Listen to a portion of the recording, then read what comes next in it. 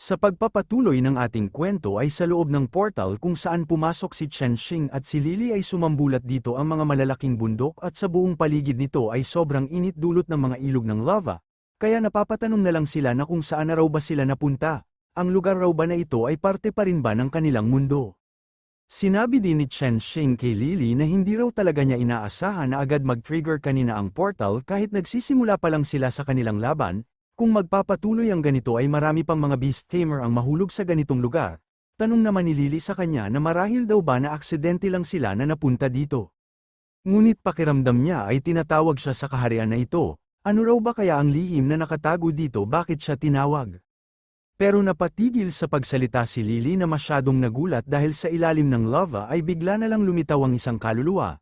Kaya nagtataka si Lily kung ano raw ba na nilalang ito. Nang ito ay nilapitan ni Chen Xing ay sinabi niya kay Lily na itong nilalang raw na kanilang nakita ngayon ay isang ghost fire, sa tingin niya sinusubukan ng kaluluwa na sila ay gabayan kung saan sila dapat na pumunta. Napansin din ni Chen Xing na parang gusto raw ng kaluluwa na ito na pumasok sila sa loob ng malaking pintuan, baka naghihintay sa kanila sa loob ng pintuan ang master ng space kung saan sila napadpad ngayon. Habang dahan-dahan na binuksan ni Chen Xing ang malaking pintuan ay hindi naman maalis ang tingin ni Lily nitong malaking pintuan sa kanyang harapan na kanyang sinaad sa kanyang master na ang sabi raw sa nakasulat nitong pintuan na dapat siyang pumasok sa Abyss Eternal Resentment, kaya nagtataka si Chen Xing na kanyang tinanong si Lily na kung nababasa raw ba niya ang mga nakasulat sa pintuan. Nang nakapasok na sila sa loob ng pintuan ay dahan-dahan naman silang humakbang sa mga maliliit na bato na kanilang maaring daanan. At sinabi ni Lily sa kanyang master na kanya raw nababasa ang mga nakasulat na nasa pintuan, ngunit wala siyang idea kung ano talaga ito. Sagot naman sa kanya ni Chen Xing na baka ang mga karakter daw na iyon ay may kinakailangan sa Red Dragon at ang kanyang mga knight, kung papasukin pa nila ang pinakaloob nito ay baka malalaman nila kung ano ang kasagutan.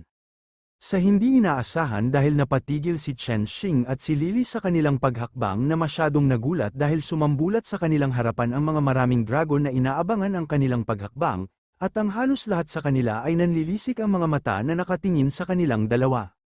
Sabay bigla na lang binuksan ng isang malaking dragon ang kanyang malaking bibig upang kanya silang atakihin, kaya napasigaw na lang si Lily na mag-ingat raw ang kanyang master. Wala na ngang sinayang na oras si Lily dahil agad siyang naghanda upang kanyang atakihin ang dragon na gustong umatake sa kanila. Sambit pa sa kanya ni Chen Xing na ang lahat raw ng mga halimaw na ito ay kanya nang ipapaubaya sa kanya. Habang walang tigil na inatake ni Lily ang mga halimaw ay sinigawan naman siya ni Chen Xing sa kanyang likod na tingnan raw niya ang kanyang katawan. Ayon naman sa kanya ni Lily na ang kapangyarihan raw ng kanyang torrent sword ay ipinapakita nito sa kanya ang isang hayop na mayroong ulo ng kabayo at buntot ng isda. Ngayon ay kaya na niyang lumaban gamit nitong kanyang torrent sword. Sa nakitang improvement ni Lily ay masyadong natuwa si Chen Xing dahil ito raw ang unang beses na makipaglaban si Lily sa mga halimaw na ganitong level gamit ang kanyang torrent sword, ito raw ay kawili-wili. Ngunit kahit natalo na lahat ni Lily ang mga halimaw ay makikita pa rin ito na hindi pa nakontento sa kanyang pakikipaglaban, kaya nag-alala si Chen Xing na kanya siyang pinapahinahon, huwag na raw niyang habulin ang ibang mga halimaw na tumakas. Kaya pala nagkakaganito si Lily dahil mayroong isang kaluluwa ang bumubulong sa kanya na tama lang raw ang kanyang ginagawa, ang sino man ang magbanta sa taong kanyang pinakaminamahal ay dapat lang niya silang wasakin. Makikita din dito ang isang malaking hayop na mayroong ulo ng isang kabayo na mayroong buntot ng isang isda, at sa itaas nito ay nandoon ang isang banal na espada na kanyang inabsorb ang lahat ng mga kaluluwa sa kanyang paligid.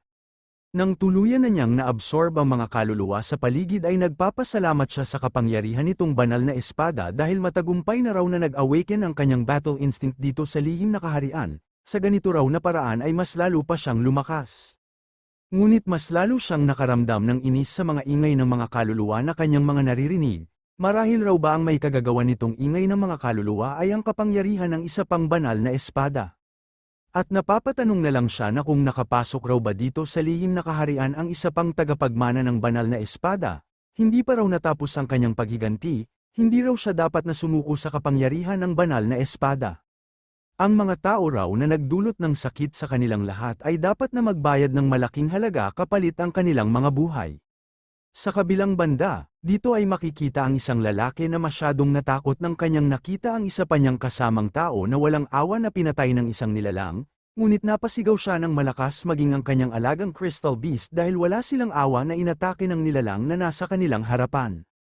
Ang may kagagawan pala sa pag-atake sa kanila ay itong isang babae na nakatayo habang siya ay tinitingnan. Sinabi pa ng lalaki sa babae na direkta raw niyang inatake ang isang beast tamer sa gitna ng kanilang laban. Anong klaseng kaduwagan raw ba itong kanyang ginawa? Kung hindi raw niya siya biglaan na inatake ay wala siyang paraan na matatalo sa isang matandang babae na katulad niya. Dahil dito ay mas lalong nagalit sa kanya si Queen Bee na may kagagawa nitong lahat ng pagpatay. Sinaad pa niya sa lalaki habang nanlilisik ang kanyang mga mata na paano raw ba ito naglakas ng loob na tawagin siya na isang matandang babae.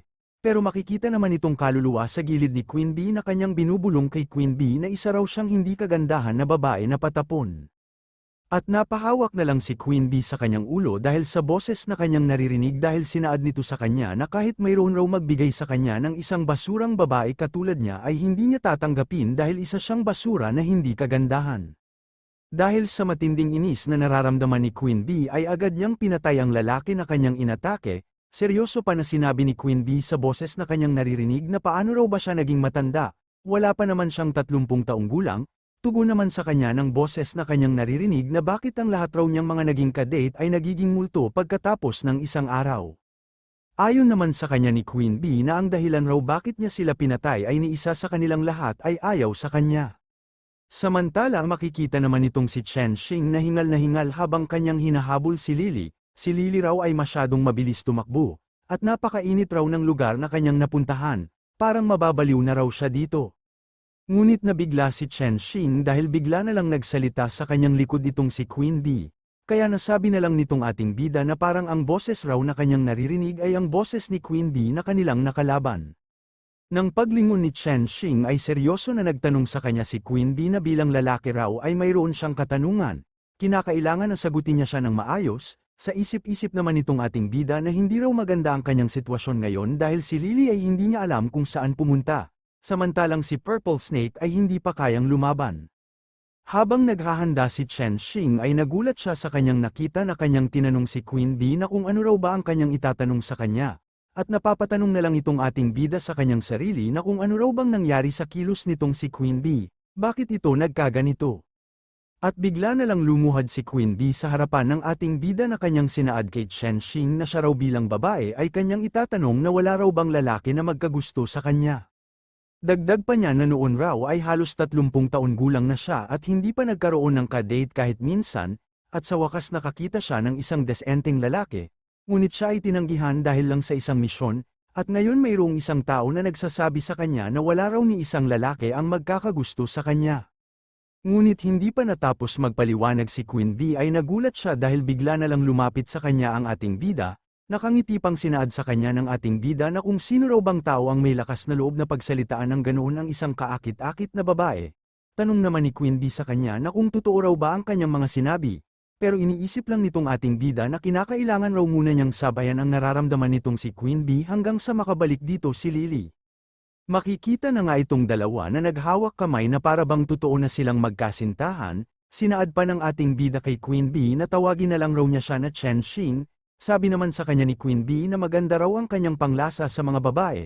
Ngunit makikita itong si Lily sa kanilang unahan ay masyadong nabigla sa kanyang nakita. Ano raw ba ang nangyari sa kanilang dalawa, bakit sila nagkaganito? Dahil sa inis ni Lily ay agad niyang pinigilan ng dalawa na kanyang sinigawan ang kanyang master na kung ano raw ba ang nangyari sa kanya. Hindi raw ba niya alam na ang babae na kanyang kaharap ngayon ay kanilang kalaban? Inis pa niyang sinabihan si Queen Bee na kung ano raw ba ang kanyang binabalak sa kanyang master. Balak raw ba niya itong akitin? Sagot naman sa kanya ni Queen Bee na ano raw ba ang sa tingin niya kung ano ang kanyang ginagawa. At huwag din niyang sabihin na siya ay may gusto kay Chen Xing. Sa sinabi ni Queen Bee ay masyadong nahiya itong si Lily, saad pa niya kay Queen Bee na mali raw ang kanyang inaakala, hindi raw ganoon.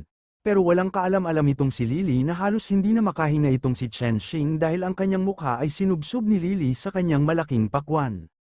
Ngunit nabigla si Queen Bee dahil mayroon biglaan na umatake sa kanila. Sinabi pa ng nilalang na umatake sa kanila na kung ano raw ba ang ginagawa nila dito. Huwag raw nilang sabihin na nahanap na nila ang banal na espada, at maging si Lily ay pinayuhan si Chen Xing na mag-ingat raw ang kanyang master dahil hindi biro ang lakas nitong nilalang na biglaan na lang dumating. At mayroong isang tao na dahan-dahan na naglakad papunta sa kanila, Ang tao pala na biglaan na dumating ay itong lalaki na nanggaling sa Dark Underworld Group na isa sa 6 na pakpak na officer, siya ay si Razor, sinaad pa niya kay Queen Bee na mukhang kinakailangan pa raw niyang linisin ang gulo dito para lang sa kanya.